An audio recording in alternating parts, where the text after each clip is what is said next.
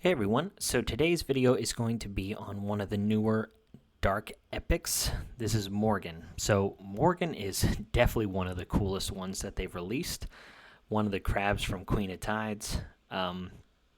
He's just, he was already pretty good, but his value has obviously gone way up with Guan Yu being released. I kind of showcased him a little bit in the very first Guan Yu video, but I figure it's fitting to do a video on Morgan himself, just because he is that good now.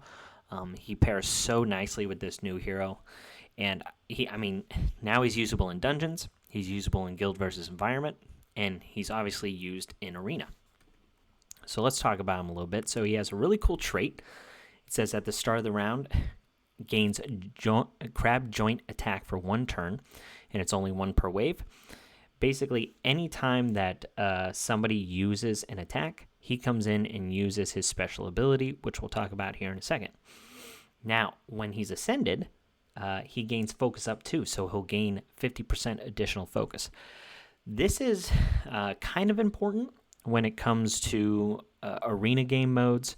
You'll be dealing with some heroes that have some really high focus. Not focus, high resistance. So this is kind of key. It's also pretty nice to have for guild versus environment, where you want Morgan to be stunning people, but you don't want to waste a lot of stats in focus.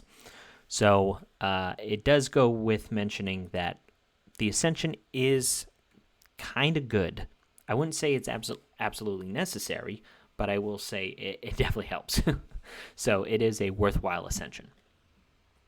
So going through the rest of the kit, he does have a basic stun, which is really cool. 75% chance to apply a stun, which is the same percentage as Dark Dragoness Arena. This is if he is booked, though. If he's not booked, it's just 50%, but still a pretty solid basic ability. I do want to mention that I do have him partially booked. He's just missing 2 books that I don't think are absolutely necessary. I think the ability and the gear tree are the necessary things.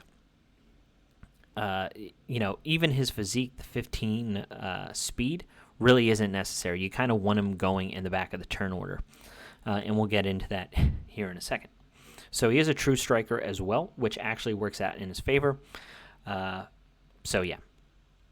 Okay, so his special ability, this is the thing that he's going to be attacking with, which is actually really important nowadays, even with the newer gear sets.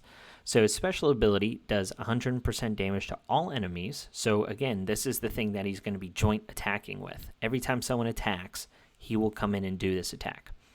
So it's an AoE ability, 30% chance to remove a positive effect on each enemy that he's attacking. Immunity set is a really big thing right now. So if you have the ability to send Morgan in and remove the ability immunity, it's awesome. Really, really cool special ability. And then if the enemy has no positive effects, he has a 30% chance to stun. Really strong. This is why we built him with higher focus, and we put him in the stun set. So you have 2 different instances of trying to stun the opponent. 30% from his own ability, and then 18%, I think it's 18%, from the stun set itself. So very strong. So his ultimate ability, he recovers health and then gains that crab joint attack. So this is why you want him back in the turn order. At the start of the turn, he gains this, and then on his turn, he'll activate it again, so he'll have it up for next round. So pretty important. So that's his kit. These are his stats right now. So he has 70% crit rate. If you're going to run him in dungeons and you want your runs to be more successful or consistent, you're going to need 100% crit rate. This is incorporating in the True Strike. So he's got a decent amount of focus, but again, he gains that 50% because he's ascended at the start of the round. So he goes up, to 220, which is pretty good. It's still not high enough. He definitely needs to be like in the 300 range, but I didn't take too much time to do that. The reason why you would want him that high is to be able to stun somebody like, Mathasia, Vengeful Hassle, people like that. So those are his stats. So he is in stun set. Oh, it's 20% chance, not 18. So he's got some focus and then damage stats on these pieces of gear. He also has Raptor for the additional focus. So these are his stats. A lot of focus everywhere. And then he's got attack percentage. I didn't even, bother leveling this up. But he does have focus on the substats there. And then he just has health here. So that's what we got cooking. These are his glyphs.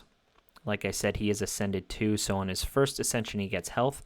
I wish that was attack. Ascended 3 is actually probably pretty nice on him, but I do have the Ascension 2 on his trait. So let's take him into Arena.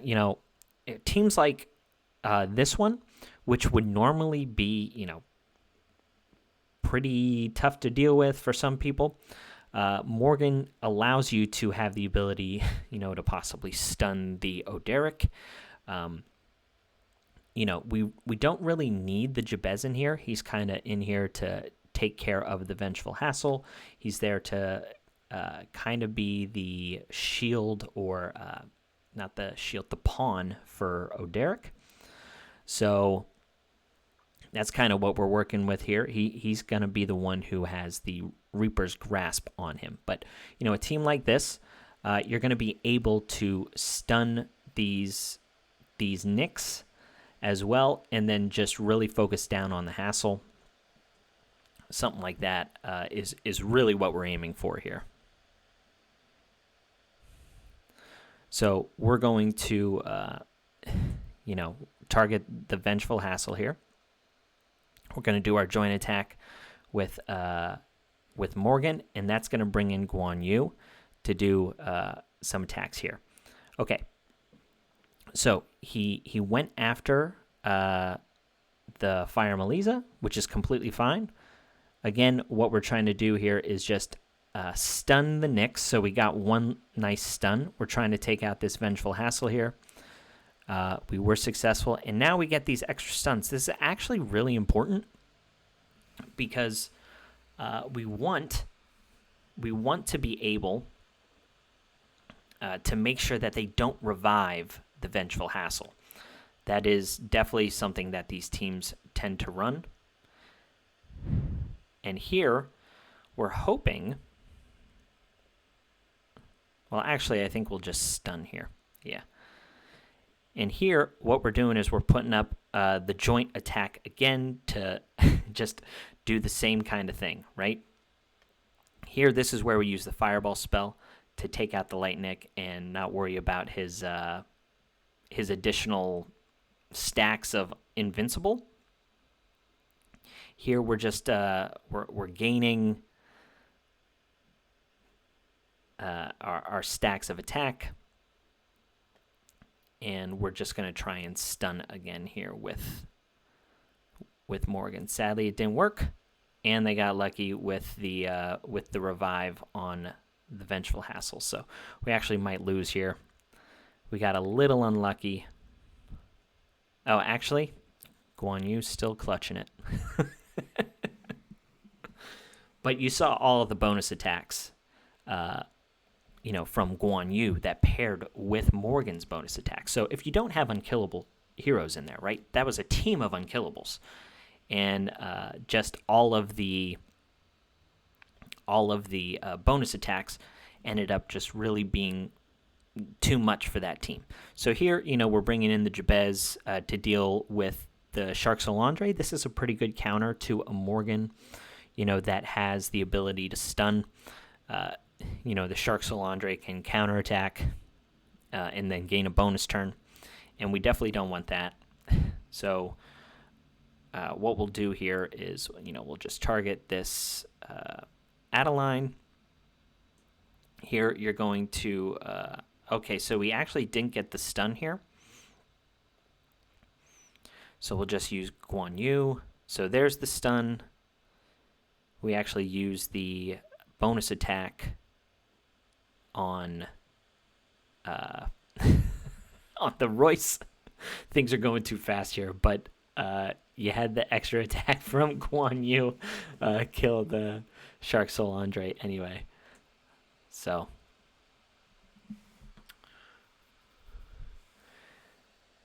yeah, here we're removing positive effects.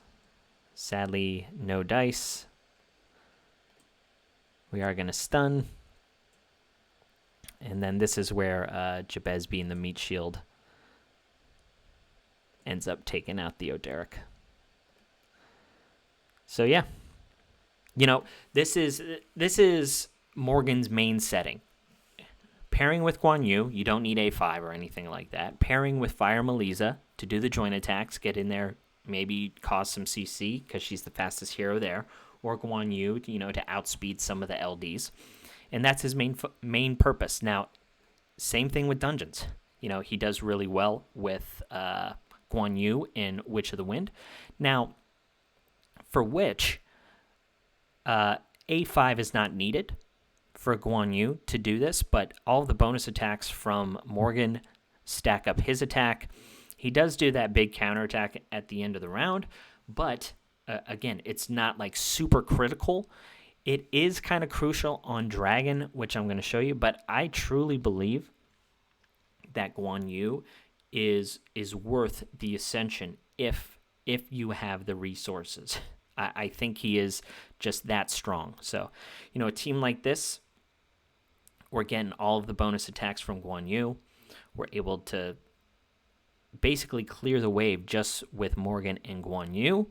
You don't need any of the splash damage from Flarence. You don't need any of the bonus damage from Shane. Just enough of the bonus attacks from Guan Yu and Morgan are actually able to to clear the wave without even having them attack. So then on the Witch, again, you just have all these joint attacks and bonus attacks from Guan Yu with Morgan doing that little chip damage in there, doing a little bit of damage from like on the ads. But here, you know, you will get a big bonus attack from Guan Yu at the end. I promise you don't need that because of the attacks, you know, that follow up the next round. You have so many bonus attacks with Guan Yu and Morgan. The additional ultimate at the end of that first round really wasn't going to matter. Okay, Faith set. It's a bummer that it's in that, but whatever. That looked like a decent piece. That's Witch. The Guan Yu stats, all of those things, you know, you've seen on previous videos. I've put out 3 of them. So if you're looking for his stats, go check that out. And then on Gemini Dragon, you know, this team doesn't need Flarence. It doesn't need Shane. Zitlin, who was the Battle Pass hero, is the only other legendary you need in here other than Guan Yu. But Guan Yu here, I do think, needs the A5 because it's going to proc the counterattack from the dragon, which is pretty important whenever you have the invincibility up with C-Kane. So there's Morgan. Again, just Morgan is in there to do those joint attacks to get the additional bonus attacks for Guan Yu. That's his sole purpose. So this is why A5 is needed. As you saw there, he does enough damage to take him below 50%, and you have the natural healing, not the natural healing, the invincible from C-Kane that allows you to stay alive whenever he does his counterattack when he falls below 50%. So we'll play that one more time and show you here. So I'll do it a little slower. So you put up the defense down with Zitlin, and he puts up his curse. Guan Yu going in there, doing his ultimate and his bonus attacks off of Morgan.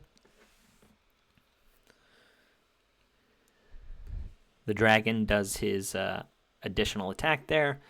Morgan goes in with C-Kane, and then you have the big counterattack to take him below 50%, but you still have the unkillable up on C-Kane, so even if everyone dies there, you still have the ability to survive with the Invincible from CK.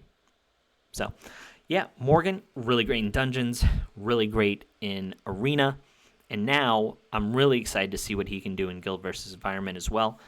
It's just he's unlocked a whole bunch of new potential because of Guan Yu, and I think people should really look into building him. So that's all I got for today, guys. I hope you enjoyed, and I'll catch you on the next one. See ya.